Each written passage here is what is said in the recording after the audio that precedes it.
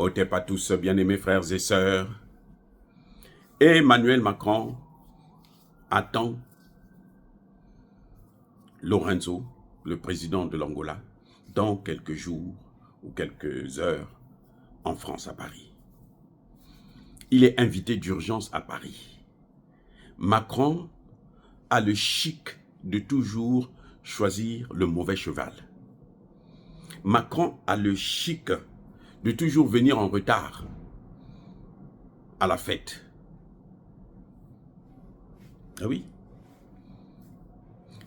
L'histoire du Rwanda et du Congo a commencé avec les États-Unis d'Amérique. Notamment Bill Clinton. C'est lui qui a commencé avec ça. C'est lui qui a mis la machine en œuvre. C'est lui qui a tout organisé. Emmanuel Macron, eux, ils étaient avec, la France était avec les Hutus à Biarimana. Et c'est la France qui a empêché à ce que les Hutus et les Tutsis puissent s'entendre. Le président Abiyarimana a parlé au président Mobutu. Il dit, grand frère, mais ces gens-là, ils ne veulent pas que je m'entende avec mes frères. Oui. Le président Mobutu, avant de mourir, il avait tout dit. Vous avez ça dans ma thèse de doctorat, ça est là. Donc la France était de ce côté. Maintenant, la France, pendant longtemps, a toujours été un peu plus ou moins neutre. Parce que, bon, c'était les Américains qui gouvernaient. Après, il s'est dit, non, il faut que moi, je m'attache à l'autre là, parce que lui, là, il prend des matières premières là-bas, c'est bien. Mais malheureusement, quand la France rentre, c'est le début du déclin. Parce qu'en fait, la France a la poisse. Vous voyez tous les chefs d'État africains là? Vous allez voir, ceux qui s'entendent bien avec Macron là, ils ont des problèmes dans leur pays. La pauvreté, la dette, les guerres, ceci. Tous les présidents qui s'entendent avec la France, avec les présidents français, ils sont dans des situations terribles. Vous voyez pourquoi les gens n'arrivent pas à changer le CFA? C'est bien à cause de la France, parce qu'ils s'entendent avec la France.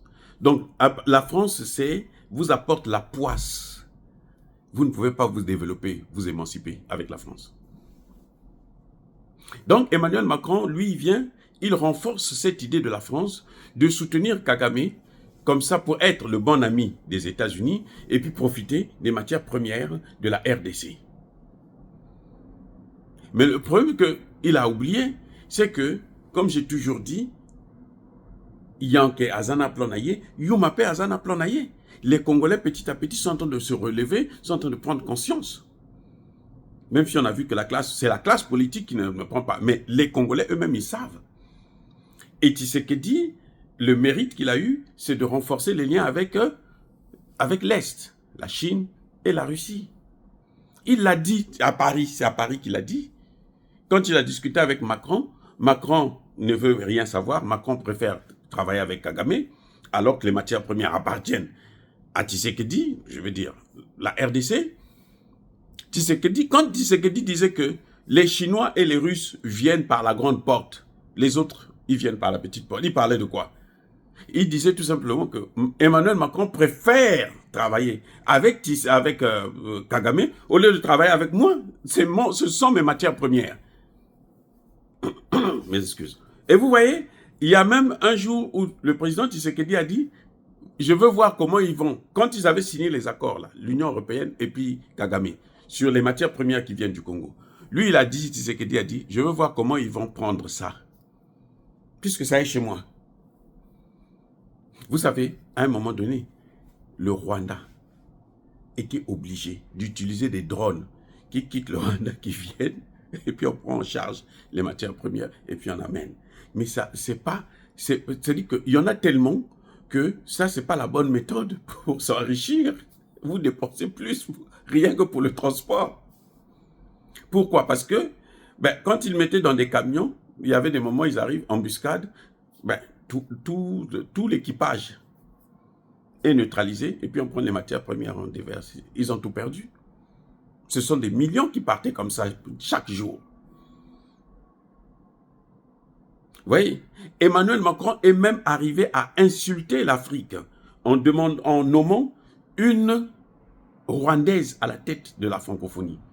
Ça, c'était la plus grosse insulte pour l'Afrique francophone, et notamment pour la RDC, qui est le pays le plus peuplé de l'Afrique francophone. Donc, c'est le plus grand pays de l'Afrique francophone, et le plus riche d'ailleurs. Et c'est ça le problème, le plus riche. Donc, vous voyez, c'était une erreur encore, une fois de plus, de Macron.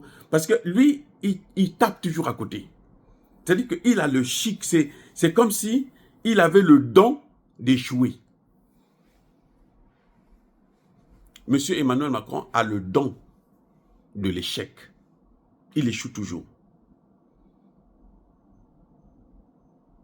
Maintenant, on voit, même les Américains sont devenus un peu réticents. Les Américains savent que, mais celui-là, Kagame, là, il ne peut pas. C'est-à-dire que c'est un crapaud, il ne peut pas avaler un éléphant. C'est pas possible. Depuis quand on a vu ça? Une souris qui écrase un éléphant. Depuis quand? C'est pas possible. Ça, il faut être réaliste. Il comptait sur la population, que la population va faire défection. La population va soutenir les gens comme les Corneille Nangaa et autres. Mais personne au Congo, surtout à Kinshasa, là, ne va soutenir Corneille Nangaa et abandonner Tshisekedi. Soyons réalistes. Vous avez vu ça hier, non? Et vous avez entendu, non? Corneille Nangaa vient nous soutenir? Non. Vous avez vu des manifestations comme ça? On soutient à Mobutu? Non.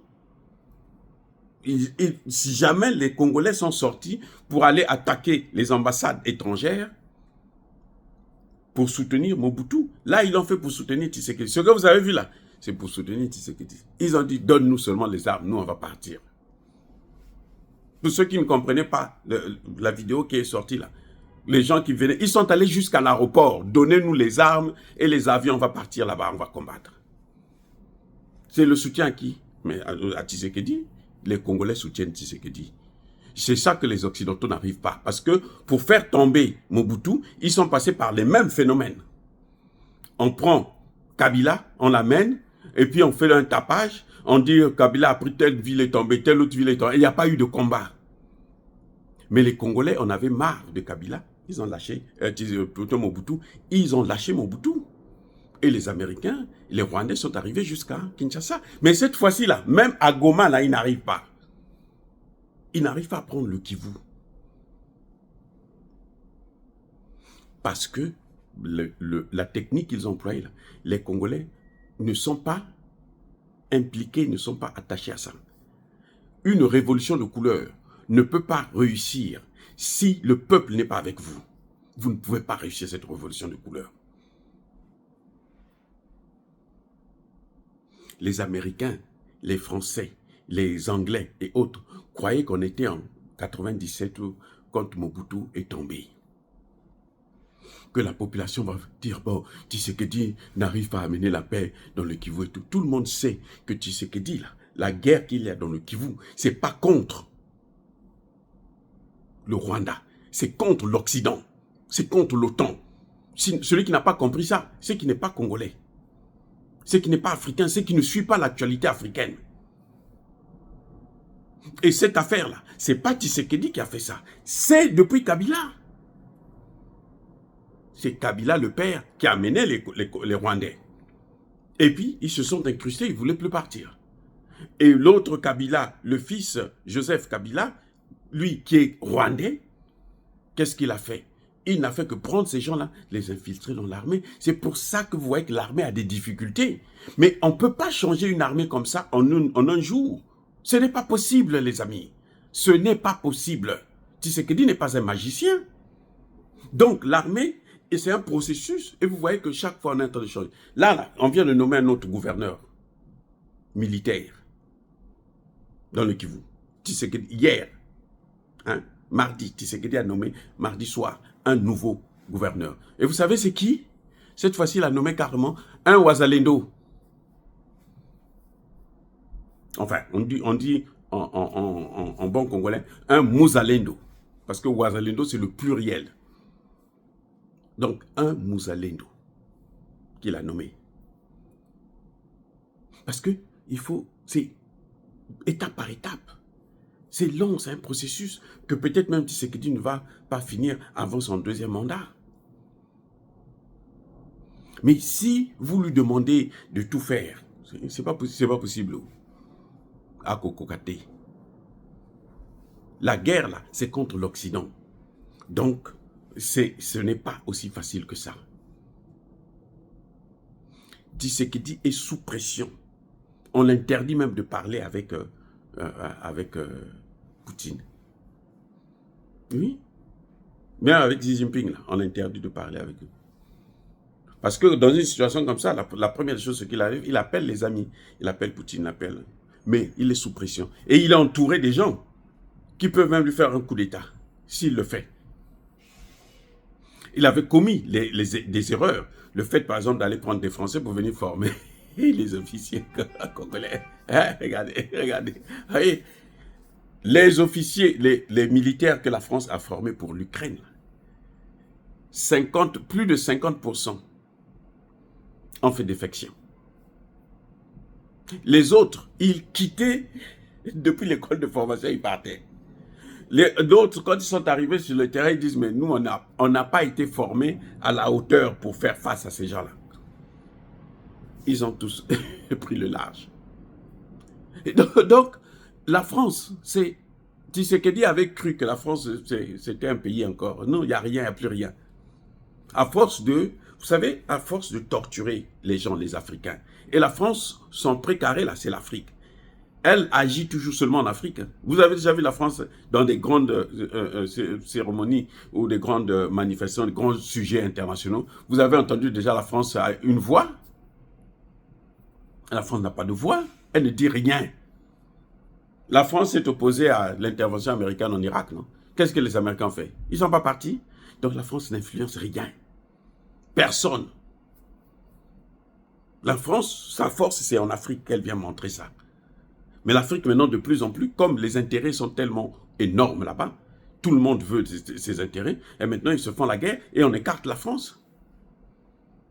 C'est ça le problème de la France. C'est que les Français, eux, ils s'attachent toujours à l'Afrique.